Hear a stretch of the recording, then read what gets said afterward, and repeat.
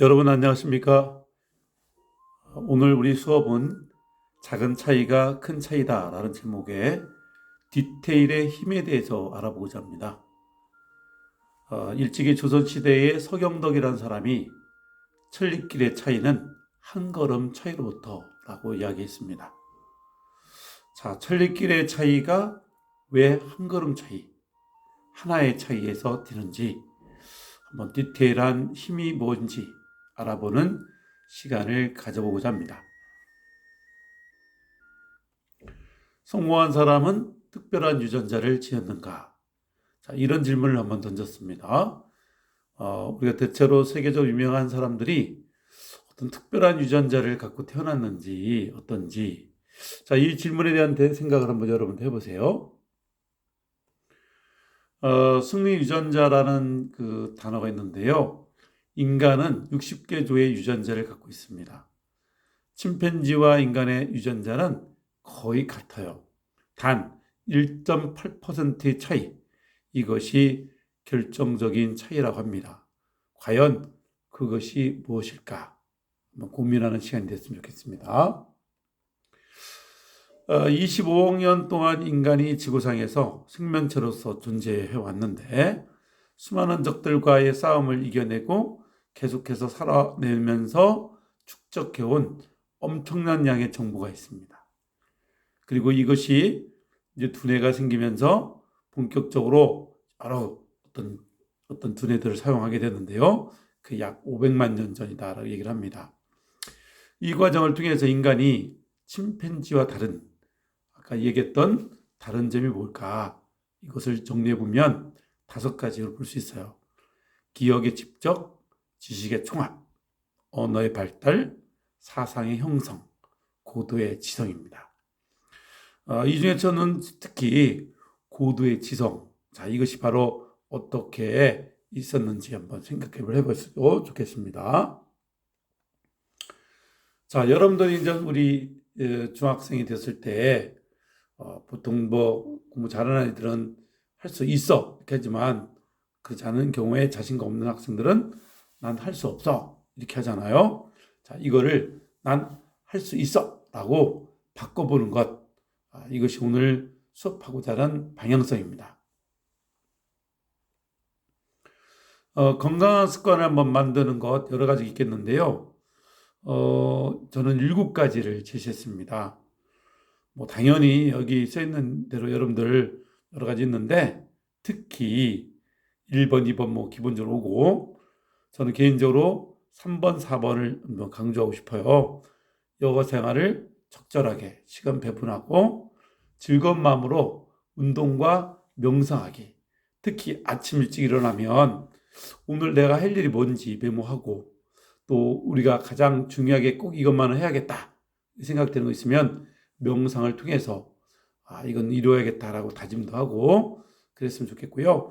특히 6번, 기분이 처지지 않도록, 특히 코로나 시대인데 기분이 처지지 않도록 긍정적으로 생각하고 사물의 밝은 면을 바라보는 이런 시각을 갖는 이런 습관이 만들어졌으면 좋겠습니다. 선생님이 오늘 강조하고자 하는 책은 디테일의 힘이라는 책이 있습니다. 중국의 왕중추라는 사람이 썼는데요. 우리나라의 공병호라는 사람이 추천하게 됐죠. 여러 가지 중에서 여기 1번에 전 삼성그룹 회장 이건희가 0.01초의 차이가 한 사람을 영웅으로 만들 수도 있고 그 차이를 만들지 못한 한 사람은 기억조차 나지 않게 된다. 자, 이런 이야기를 했습니다. 그래서 작은 차이가 큰 영웅을 만든다. 이런 생각을 해보고요. 그 다음에 이제 데이비드 패커드라는 사람은 작은 일이 큰 일을 이루게 한 그 디테일이 완벽을 가능케 한다. 뭐 이런 얘기를 했습니다. 웃자가 나왔는데요. PPT 올릴 때는 제가 좀 더 고쳐서 올려드리겠습니다. 디테일의 부등식은 100에서 2를 빼면 99가 아닙니다. 100에서 2를 빼면 바로 0이 돼요. 즉, 한 가지의 차이로 모든 것이 무너집니다. 공들여 쌓은 탑도 결국 벽돌 한 장에 부족하면 무너지는 것, 이것이 바로 디테일의 부등식이다. 그래서 기업이든 인생이든 1%의 실수로 100%의 실패를 가져올 수 있다. 오늘 그런 얘기들을 한번 중심으로 들을 거고요. 작은 차이가 큰 차이를 만든 세 가지 사례를 비교해 보고자 합니다. 먼저 사례 1번. 중국 산주의 사례를 보여줄 건데요. 우리나라 속담에 소 잃고도 외양간 고치지 않는 경우. 자, 어떨까? 고치는 과정이 없고 만약에 순기를 하거나 축소한다면 어떤 문제가 발생할까? 한번 염두에 두고 들어보세요. 중국의 제약회사인 산주는 몇 년 전까지만 해도 굉장히 엄청난 매출액을 갖는, 그래서 64배나 증가하고 80억 위안을 버는 엄청난 기록을 세웠던 그런 제약회사입니다. 심지어 궁벽한 생가로에서도 산주약을 구할 정도로, 그래서 당시에 산주그룹의 우윙신 회장은 산주는 중국에서 우편망의 뒤를 이은 가장 두 번째로 큰 유통망을 건설했다, 이렇게 자랑할 만큼 큰 성장을 했어요.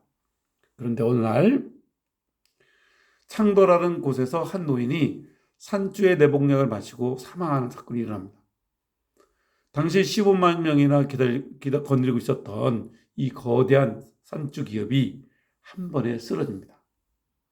인간 수명을 10년가량 연장시킬 것이라고 호언장담했던 산주 기업은 바로 6, 7년 만에 유죄라고 말합니다. 그 원인이 뭘까요? 하나는 호시절에는 언론 홍보를 통해 기업 이미지를 제고하고 매출을 증대할 수 있었지만 어려운 상황이 닥치면 언론이 대대적으로 보도를 합니다. 이때 이것을 제때에 제어하지 못하면 바로 힘들어집니다. 그래서 결국 산주 이 기업은 그걸 제대로 활용하지 못했어요. 두 번째 이유는 영업사원들을 세밀하게 관리하지 못했다는 겁니다. 재무관리가 부실해지자 영업사원들은 앞다투어서 공금을 횡령했어요. 이 두 가지 때문에 결국 거대한 산주 제약회사가 무너집니다. 반면 미국 존슨앤존스 회사는 어떨까요? 얘네도 결국 위기를 닥쳤는데 솟아날 구멍을 찾았어요. 그 이유는 정직하고 발빠른 대책이었습니다. 진통제 여러분들 타이레놀 아시죠? 바로 존슨앤존슨의 효자 상품이었는데요. 1981년에 타이레놀의 매출액이 43억 5천만 달러, 총 매출액의 7%를 차지할 만큼 어마어마한 그런 수익을 올리고 있었습니다. 그러던 어느 날, 즉 1982년 9월, 시카고에서 한 남자가 타이레놀을 먹은 당일에 사망합니다. 또 같은 날 타이레놀을 복용한 한 부부가 이틀 뒤에 사망하는 사건이 발생합니다.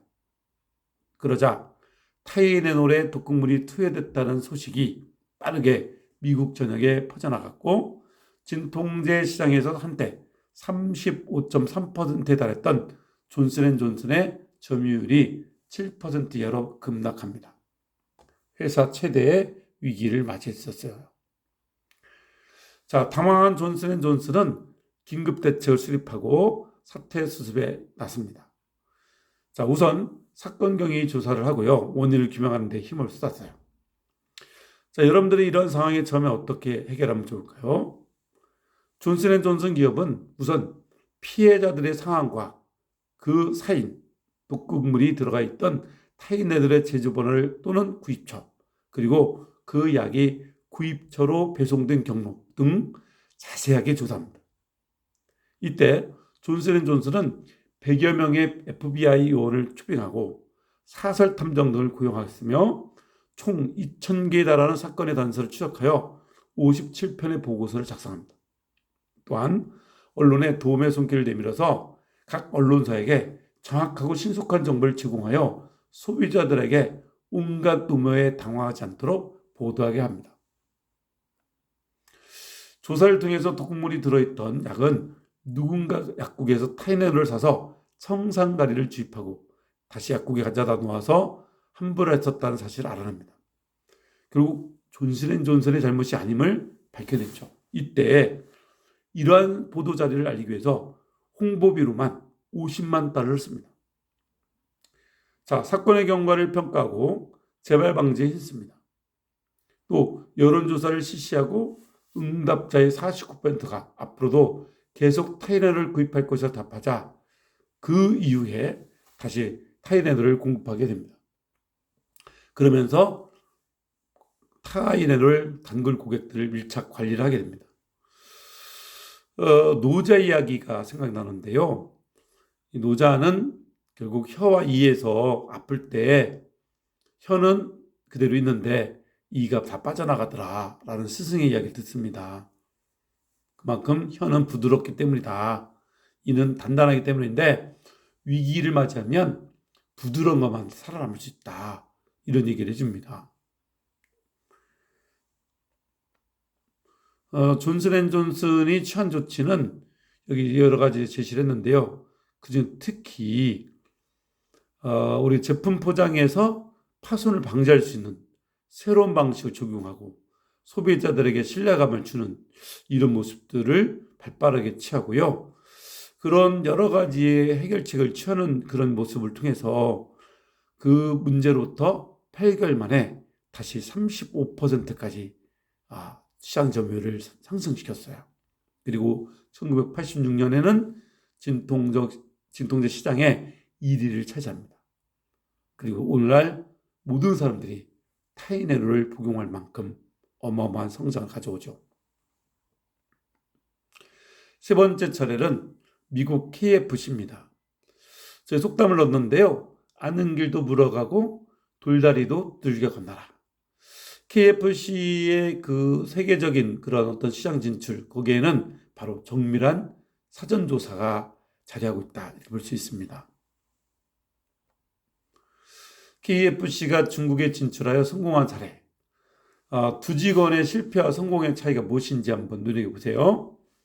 KFC는 중국 진출에 그 시장에 진출하기로 결정한 다음 곧바로 중국의 직원을 파견하여 구체적 조사를 벌이려 합니다. 이때 파견된 A라는 친구는 변변치 못한 그 옷차림을 하고 있는 중국인들이 인산을 이루고 있는 모습을 보고 이렇게 보고를 했어요. 중국에서 프라이드 치킨이 폭넓은 소비층을 형성할 수는 없겠지만 수익률이 크지는 않을 것이다. 중국의 소비 수준이 너무 낮을 것이다. 먹고 싶어도 돈이 없어서 사 먹지 못할 것이다. 자, A의 보고 자세는 어떤가요? 자, 그는 결국 자기 시인이 갖고 있는 직감과 경험에 따라 그냥 주묵구구식으로 예측한 결과만 내놓고 그러고서 결국 회사로부터 질책당하고 직위가 강등됐습니다. 반면에 B는 어떤가요? 자, KFC는 다시 B를 보냈어요. 현지 조사를 실시하게 합니다. 이 직원은 스톱워치를 들고 베이징의 번화한 거리에서 사람들의 통행량을 정확하게 계산하고 각 연령층과 직업군에 속하는 500여 명의 중국인들을 대상으로 프라이드 치킨을 시식하게 한 후 맛과 가격, 매장 인테리어 등에 대한 의견을 수집합니다. 뿐만 아니라 베이징에서 닭과 기름, 소금, 채소 등을 구매할 수 있는 경로와 베이징의 닭 사료 업계에 대해서까지 면밀하게 조사합니다. 그리고 KFC가 베이징에 진출한다면 수익률이 크지는 않아도 소비층이 두터워 박리담의 형식으로 큰 수익을 거둘 수 있을 것이다. 이렇게 결론을 내립니다. 과연 그 후 베이징에 처음으로 문을 연 KFC는 개업한 지 300일도 안 되어 250만 위안의 수익을 벌어 올립니다. 자, A와 B는 무엇이 다른가요? 왜 성공할 수 있었을까요? 바로 정밀한 사전조사에 있습니다. KFC가 세계적으로 펼친 참스라는 1등 전략이 있습니다. 바로 CHAMPS인데요.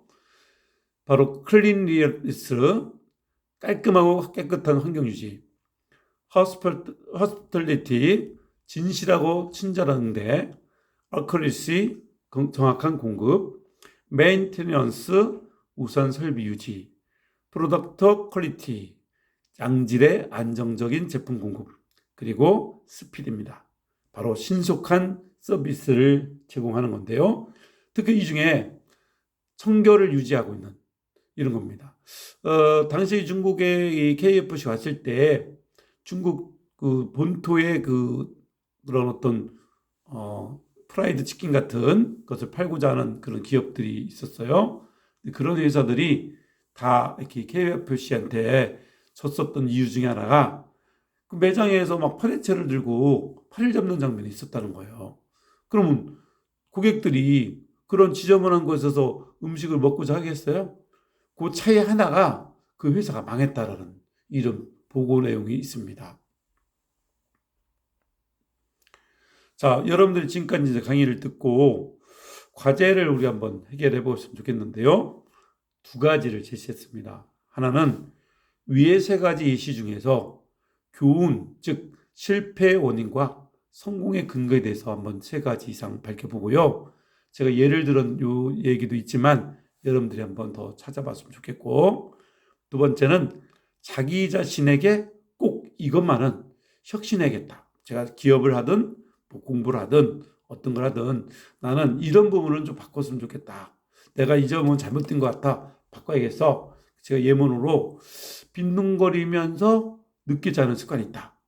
그럼 왜 이렇게 그럴까요?